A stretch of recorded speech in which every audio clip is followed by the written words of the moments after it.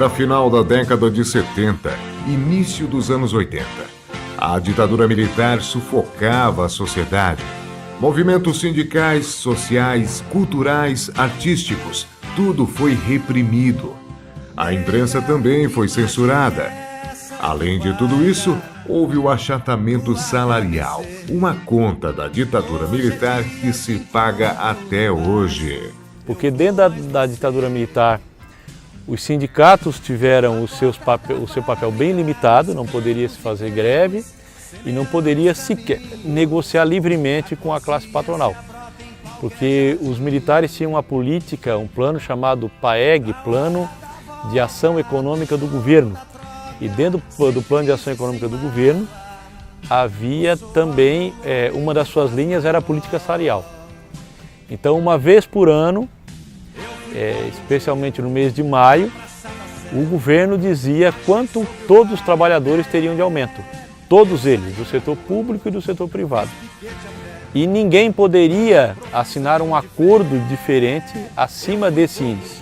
Como a inflação era calculada pelos próprios militares, sempre houve muita desconfiança de que os números eram manipulados pelo governo. Daí que vem a nossa história de que a massa salarial do povo brasileiro é baixa. Mas por que ela é baixa? Realmente é baixa até hoje. Porque nós tivemos 21 anos de sufocamento das forças vivas, especialmente das forças sindicais, né, no período militar. Porque quem dizia quanto cada brasileiro ia receber de aumento era o governo militar. E ele não era um governo militar somente, era um governo civil-militar. Porque as classes empresariais nunca, em nenhum momento reclamaram do governo militar. Porque elas estavam no céu, né? Elas não precisavam reajustar ninguém.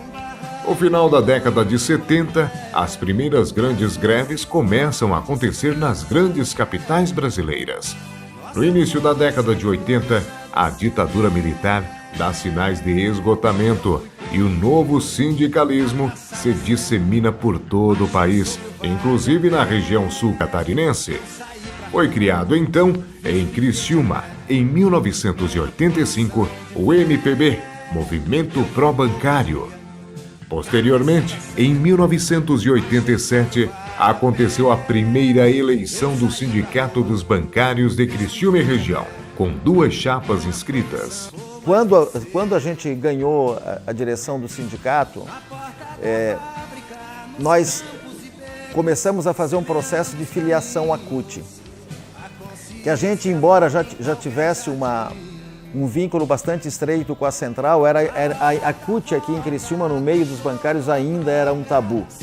Então nós começamos a fazer todo um debate com a categoria e levamos 1 ano e meio discutindo com todos os bancários a possibilidade do porquê estar inserido numa central. Essa compreensão se estabeleceu e a gente filiou depois de 1 ano e meio de mandato.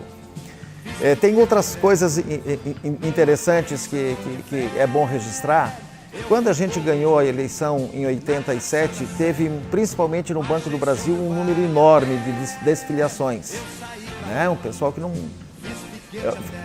tinha feito opção por uma outra chapa, bem mais conservadora do que a nossa. A nossa era uma chapa progressista, uma chapa de um pessoal que estava inserido na política como um todo, né, do Brasil. O desafio que a gente foi o seguinte: nós vamos trazer todos os desfiliados de novo. Em menos de 1 ano, aquelas pessoas que saíram, todas elas retornaram e ainda outros que nunca tinham sido filiados acabaram se filiando. À frente do Sindicato dos Bancários de Criciúma e região, Laércio desenvolveu o trabalho já à luz do novo sindicalismo, que reivindicava o direito à livre negociação.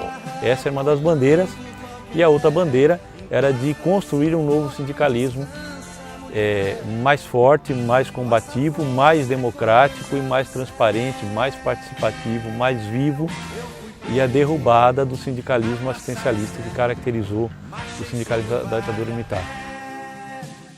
Sindicato dos Bancários de Criciúma e região, 50 anos. Pelos que estão e pelos que virão, lutar sempre.